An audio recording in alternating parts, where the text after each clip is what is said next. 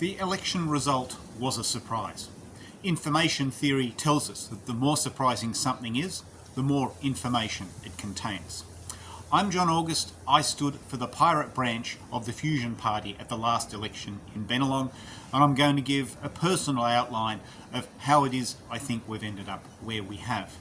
We can imagine that the LNP made about 10 different mistakes, and if they'd only made 5, maybe they would have won the election. But it wasn't just one thing, but rather they added up. Still, I'm going to focus on the causes that I find most interesting. The first was that the Libs thought that everybody who voted against the voice to Parliament would also vote for them. Now, I voted in favour of the voice, partly thinking it would help us to critique the Chinese human rights record. But I did actually respect the prerogative of those who wanted to vote against it to do so. Rather than stereotyping them as the Libs did, I felt that they were individuals who voted in their own way for their own reasons. By itself, it didn't cost the Libs the election, but it made them cocky and unable to adapt. When I attended a pre-poll election place, the Libs seemed very assured of victory. Now, there's been a past election where you could go to a polling place and see a sea of blue corflutes.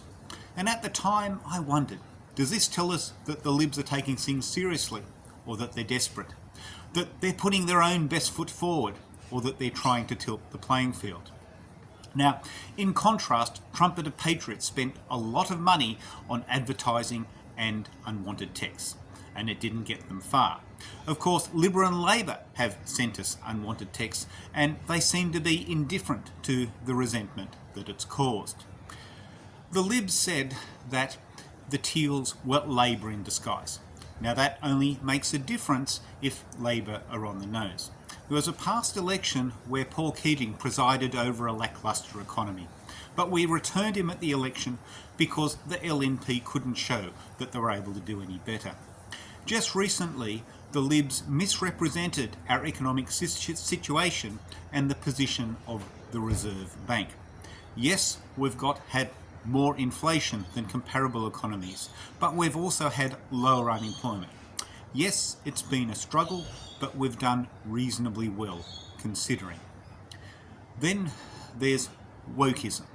Now, I'm personally pro-woke if it means better understanding injustice in the world, and anti-woke if it means silencing people.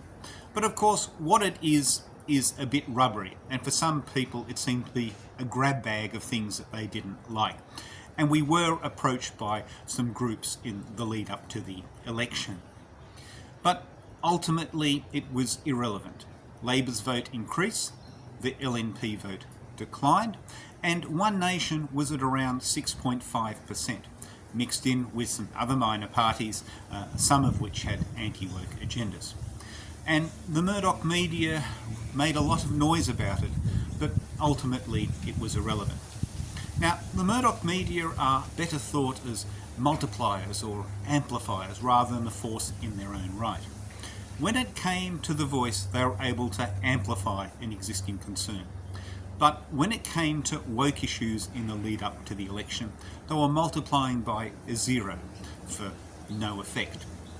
Now, what all they did was pull the LNP off course, or you might say, pull them off track.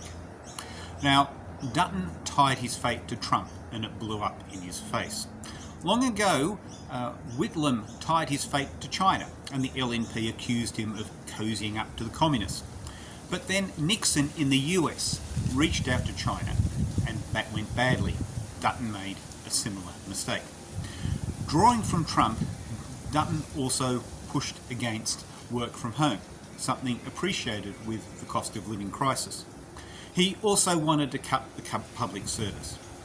Now look, I will talk about government waste, but you need to be careful. You need to go in with a scalpel, not with an axe, which is what Dutton seemed to want to do. Then there's China. The LNP claimed that they were criticising the Chinese government, not the Chinese people. But Morrison talking about the drums of war never helped. And the LNP claimed that Chinese spies were trying to influence the result of the election. Now look, if you've got credible information about that, talk to ASIO, but don't talk to us. You know, due process, presumption of innocence, you know, basically all these things, more heat than light. Another thing to add to the list. Now, there's more to be said about the election. You know, how does it compare to a past election between Keating and Hewson? What is Labor going to do with its victory? How do we relate to Labor's dubious record when it comes to transparency and whistleblower protection? And while Dutton may have been a concern, did we ever really want to hand Labor a blank cheque? Well, we've had crises, we'll have more. I wonder where the next one will spring from.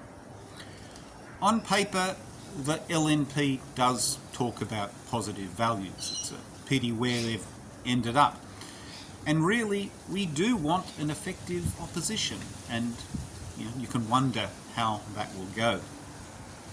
So hopefully I'll release more videos in future, and maybe you'll want to have a look. If you voted for others in Fusion or myself, thank you. And also thank you to the people who helped me with my campaign and donated to it. If you don't know much about Fusion, I invite you to look into what we're about. Australia continues to face challenges, and I think our policies really are the best way forward. We sort of basically cut the Gordian knot as compared to the other parties. And if you'd like to join us in pursuing these policies, that would be really great. But in any case, if you've watched this long, thank you. I hope you have a productive day, and I'll leave you to it. Bye.